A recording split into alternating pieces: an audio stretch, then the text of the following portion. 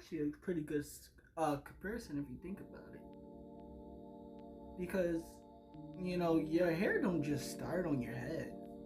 It gotta grow from your scalp. So technically it is growing like roots out of your hair. And obviously if you don't water and take care of the plant right, the plant will die. Same with hair. You don't take care of your hair right, your hair will start to die off. Mm.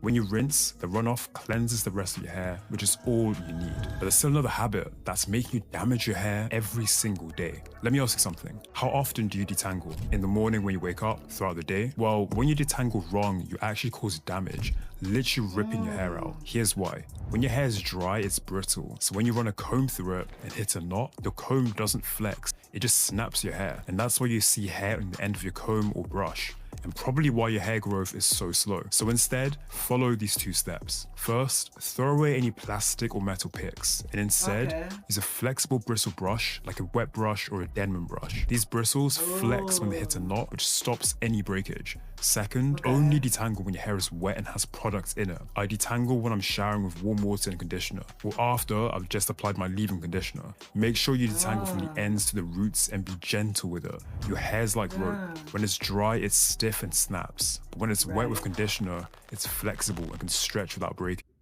Right. Okay. So don't use one of these combs. Right. Okay.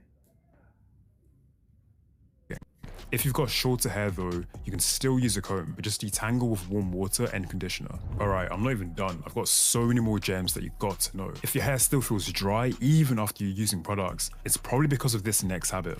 And I wish someone had told me this years ago. Most guys think oil moisturizes hair, so they add it in, but then hours later, wonder why it feels dry, greasy, and limp. Here's what you need to know. Oil is not a moisturizer, it's a seal. Think of it like this. If you put a lid on an empty cup, nothing happens. If you put a lid on a full cup, it traps the water inside. Oil is that lid. Moisture is the water. If you put oil on dry hair, you're sealing in nothing. If you put moisture in first, like water or leave-in conditioner, and then seal this in with oil, now you're locking that moisture inside, and that's when the oil actually works. To know when you're using too much oil, see if your hair feels greasy but still dry, or if you're quickly noticing build-up on your scalp. To properly moisturize your hair, And apparently it looks like it makes the hair itself look more fuller because of the oils.